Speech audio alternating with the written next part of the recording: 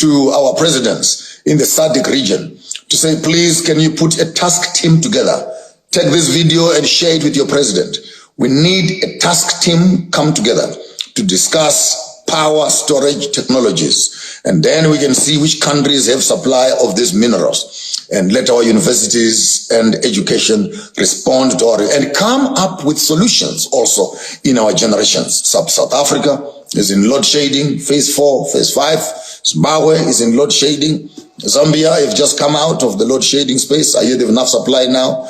Botswana and Namibia, maybe they are also importing this energy from neighboring countries. But here is a solution where we harvest the natural resources in the sun, in the wind, and in the water by coming up with a battery solution. I want to hear of a conference on lithium, a conference on power, green energy, and our presidents coming together to discuss how best can we do this. Failing which, the business community should heed the call, come together and find a solution. And this moves us now into the second level, where we can have our African mineral stock exchange, where all the minerals of Africa can be put at a central place and be sold at in the national value. This now speaks of us securing our currency. You heard the other day, there is the Chinese currency, the yang, which is backed up by 1.4 billion people. You have the Indian rupee, which is backed up by 1.4 billion people. And now we are lacking the only weakest link that we have, which we need to start working on, and we work on very quickly. It will be the African currency, backed also up by 1.5 billion people. And I want to name this currency the Mansa Musa currency. The Mansa Musa currency. For the young people who are here who have not yet started, go out there and look for who was Mansa Musa. Who was he? The richest man who ever lived on the face of the earth. He did not have money. He had gold, solid gold, from the country of Mali. So I want to name that currency the Mansa Musa currency. And if our young people are there who are good at designing money, start designing the money. Start designing the African money, which will be backed up by our own minerals. And if 1.5 billion people in Africa, 1.4 billion people in India, 1.4 billion people in China can have currencies, these will be the biggest currencies in the world, worth trillions and gazillions of dollars. We don't have to wait for 331 million people in America to come and tell 3.4 billion people what to do. And I think it's all up to us. In as much as they have weapons and etc., we have people. And I am glad to tell you that I also have you. I also have you listening out there, and all of us coming together, we can make a difference. With those few words, look into this space and think on these things. We need one African currency. One African currency, the Mansa Musa currency. Come on, someone put a hashtag there. Hashtag Mansa Musa.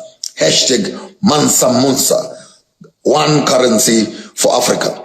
This will allow us to do business with each other and begin to occupy and own our economic future. With those few words, I thank you, and I wish you all a wonderful day. Take someone, share this video with your president in your country. It's time we become the champions of the green energy space. Yours truly, Oponga J. I thank you. Have yourself a beautiful day. Don't do what I wouldn't do. If you do it better. I want to raise a signal this morning around the green energy concept, the green energy concept that we hear checking the waves in our present political space, where the whole world wants to go green. And if we are going to go green, then the African student and the African entrepreneur wants to start looking into that space and say, what is it that is in the green economy, and how can we best maximize our advantage in terms of harnessing the green energy space. This speaks of the wind, this speaks of the water, this speaks of the air. And remember, we did a program once where we discussed that. You can scroll back, I think, in one of the videos, where there's business in the water, the fisheries, mining, and etc., exploration, oceanology, with everything that is right there. There's business in the water. and tourism, and there is also business on land and agriculture, mining, and etc. And there's also business in the air. This speaks of the wind and the sun, and it speaks of the gases that are in the air. And there are only three professions. Either you are working in the air, or you're working on the land, or you're working in the water. And we want maybe for this morning to focus on business that is in the air. That is the sun, the whole idea of harvesting the sun, the wind and water, and converting those into energy. So this speaks of moving away power from electricity formed from coal and burning of diesel fuel energies into green energy, which has no carbon dioxide. This is clean energy. And clean energy therefore comes from the sun, from the wind. And I'm even believing that there are some stones out there which have not yet been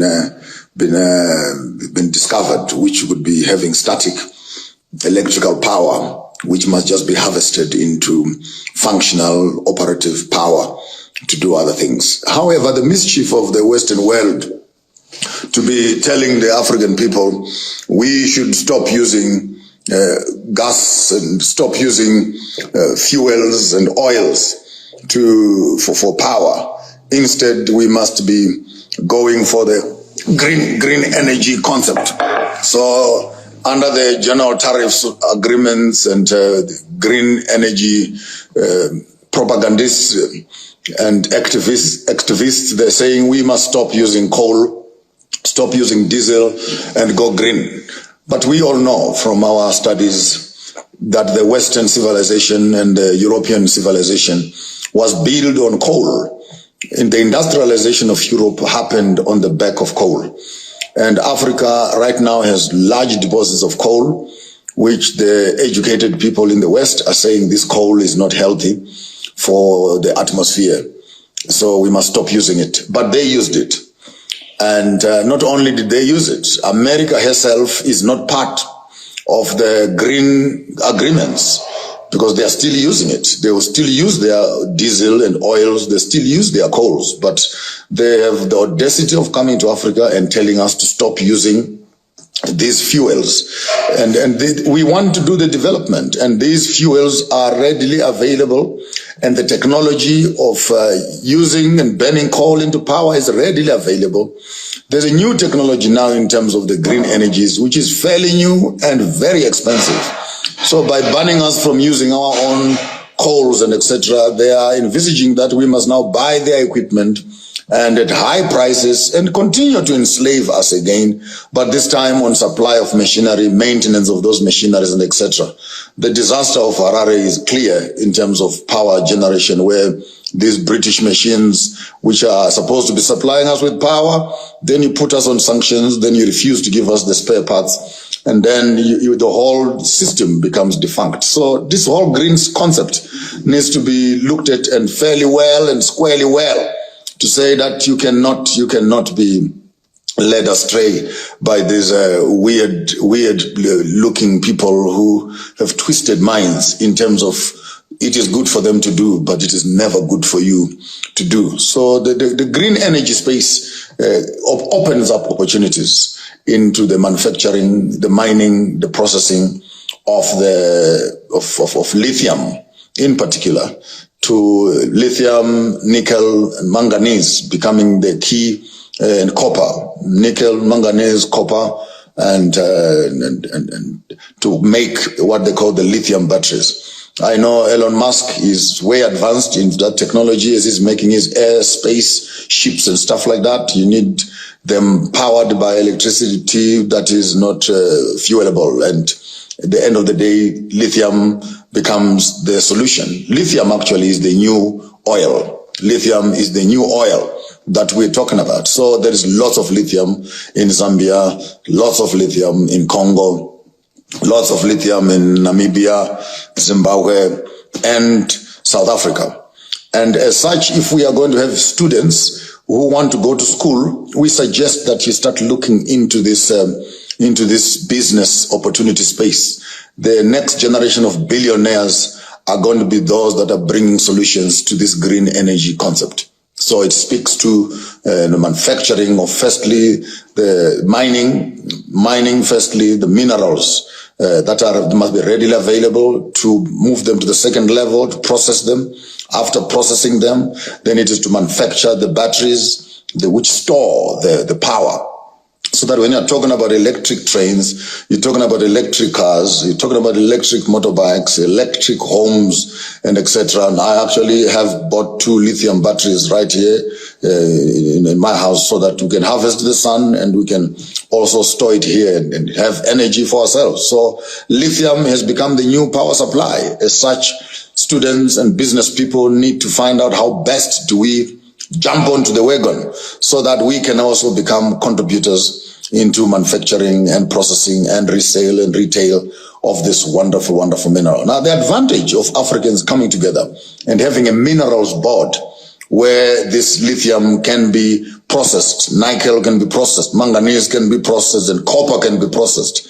And I think that the SADC region, if the president of Zambia, the president of Zimbabwe, the president of South Africa, the president of Namibia and Botswana can come together and begin to create a hub of lithium manufacturing, battery storage factories in the SADC region, we can actually become the key champions and drivers of storages of energies. The Elon Musks of this world will have to come here and buy our batteries, so that they can power the rest of their equipment out there. The car industry, both in South Africa and in Botswana, those that are assembling cars, would actually begin to look at the SADC region as a central focal point that can supply this lithium. So this is an appeal for me to the 5 presidents of the countries that I have mentioned, to say, gentlemen, it is time we put aside our enemies who are telling us that we cannot do business together.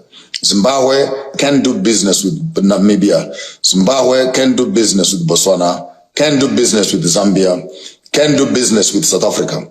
And instead of us always waiting to go to AU to go and greet each other there, we want to hear that the 5 of you or the 6 of you have met together to discuss this lithium story, this manganese story, this nickel story, this copper story.